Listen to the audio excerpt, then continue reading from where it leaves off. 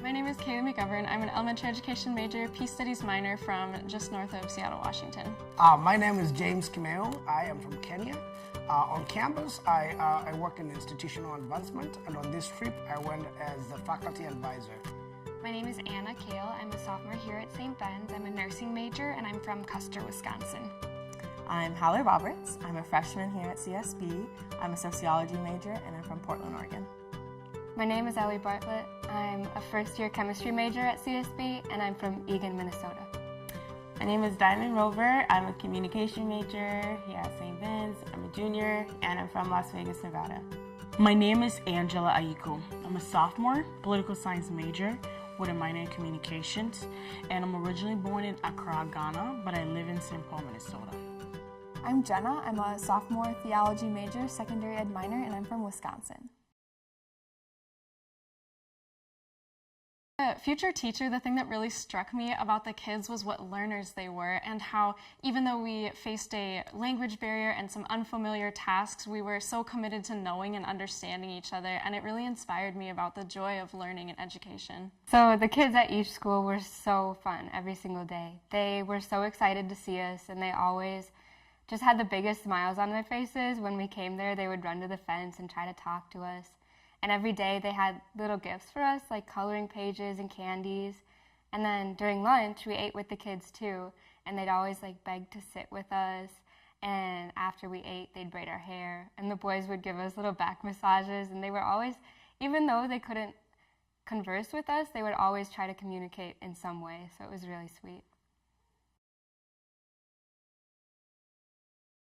First school was really awesome. It was grades K through 8. And it was just a really amazing community throughout the entire time that we were working there. They really helped us. They all helped us build things, especially the faculty. They helped us shovel cement and paint things, and they really got into the work with us, which was so cool. And they also provided us with food every day, which was so nice of them.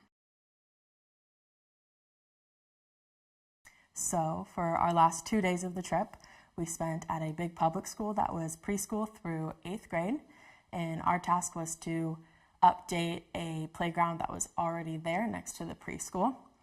And I would say at the second school, the biggest characteristic that stuck with me was their hospitality. They took such great care of us. Every day we would show up, and the staff would greet us with big smiles on their faces. And there would be a big pile of juice and bread at our work site to keep us nourished throughout the day.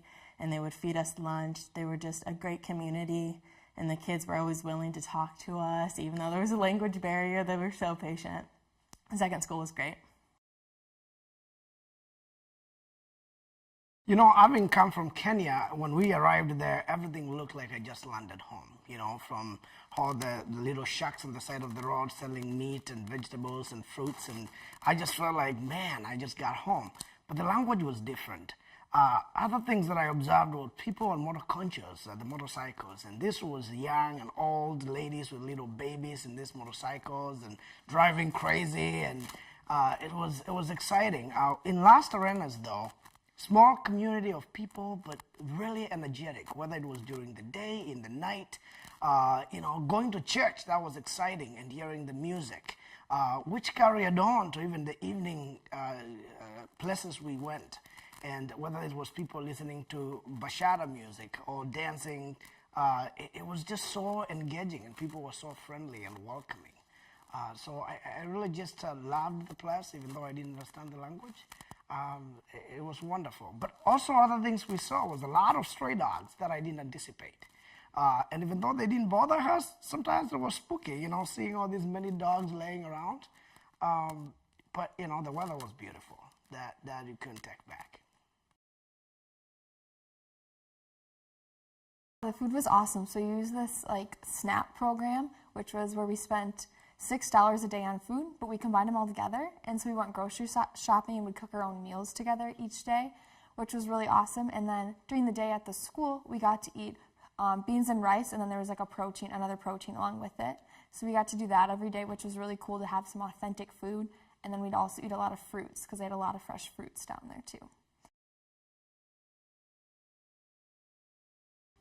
Jose, he had a lot of energy, such a hard person to understand at times.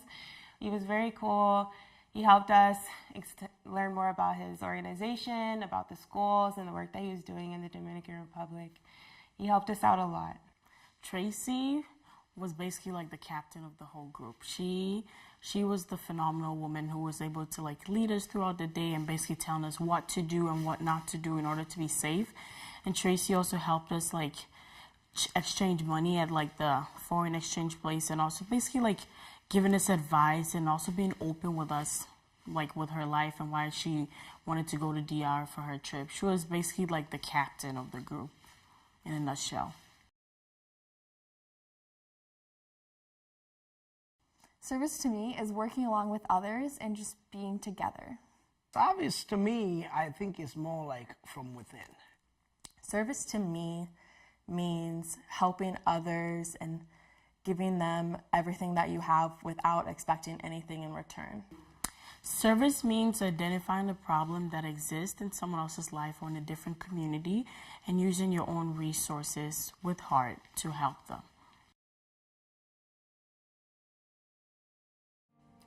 I'm grateful for my experience that I had, just the opportunity to be able to go down there and experience something new.